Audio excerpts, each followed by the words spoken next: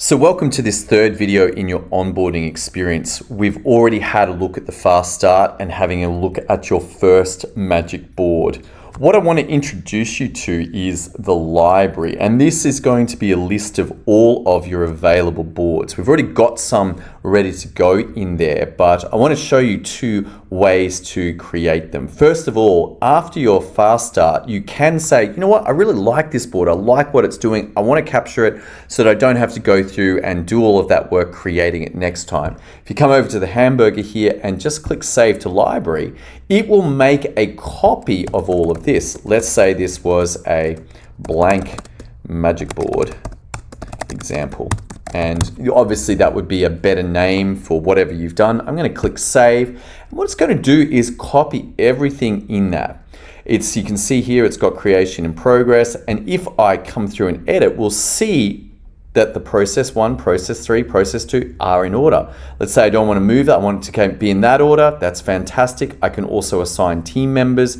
There is no status. There is no due date because this is like a template magic board. Down here, we can see that I might change this and make this results group 2.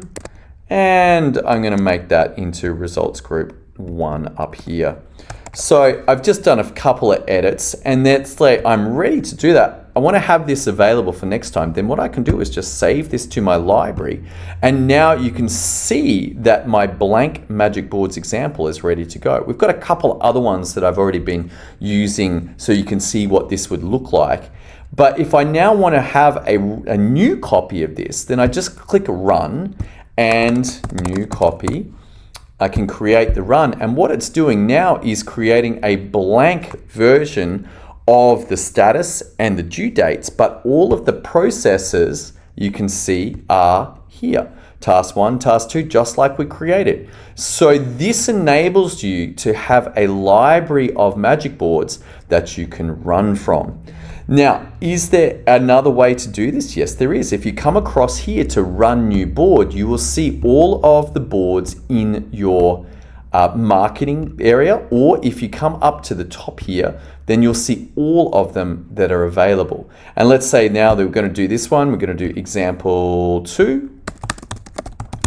And this allows you a second way, rather than having to go into the library, to just create your new version of a library board without having to go in there. With that said, that completes this third video for you in order to get up and running with magic boards. If you want more details around all of the specific things that can be done, then I advise you to come over to this tab called Tutorials, click into that, and that's going to show you detailed instructions for a lot of the other things that this software can do. Welcome once again. Let's get after it. Excited for you and what you create with magic boards.